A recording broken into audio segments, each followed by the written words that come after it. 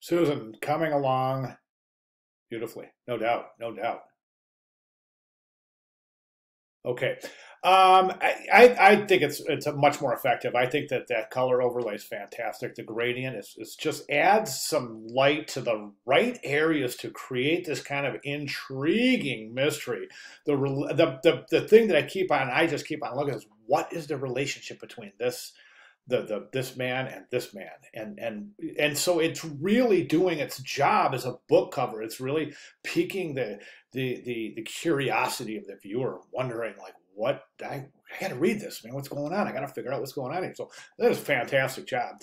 I do have a couple of comments. Now, my comments have only to do with the typography, and I think if you hear me out on this, I think these comments will make sense. So yeah, you've got. I think that this font, it kind of it's consistent with this kind of fractured aesthetic that we're getting from the concept of the story and the transition to the visual demeanor that you're depicting here. So we got this like these fragmented kind of almost visually stressful images going on in a cover. But even though this is somewhat of a fragmented and distressed typeface, it's still pristine in the way it's presented. So I think that we can do a couple of things. I would recommend that you maybe experiment with blending modes on that. I'd like to see that just really as fragmented as the image itself. So so maybe, duplicate layers, add blending modes, offset one, try things like that. Just experiment to get that as almost as disturbing as the background, the type. And the other thing is, I think Oscar Wilde is set beautifully, but a picture of is really super conservative for what we have going on here. So I would recommend maybe a different typeface there.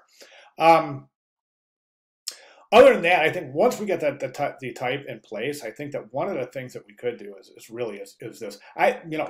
Food for thought here. If we take this whole composition, this is changing gears here real quick. Sorry, but if we move this down in the composition, it's black. It fades to black anyway, right? So we can move that figure down, create a little bit more room up here. You can move the image down too, and just move the gradient down. So just increase the top of the image. What I'm getting at is this. I'd like there to be a little more area down, move this down so we can bring the title down a little bit in the composition. All other things remaining equal, I think the relationship should stay the same, but I think the title could come down just a little bit, which means this element and this element could come down a little bit in the composition. Try it, let me know what you think. Increase this size a little bit.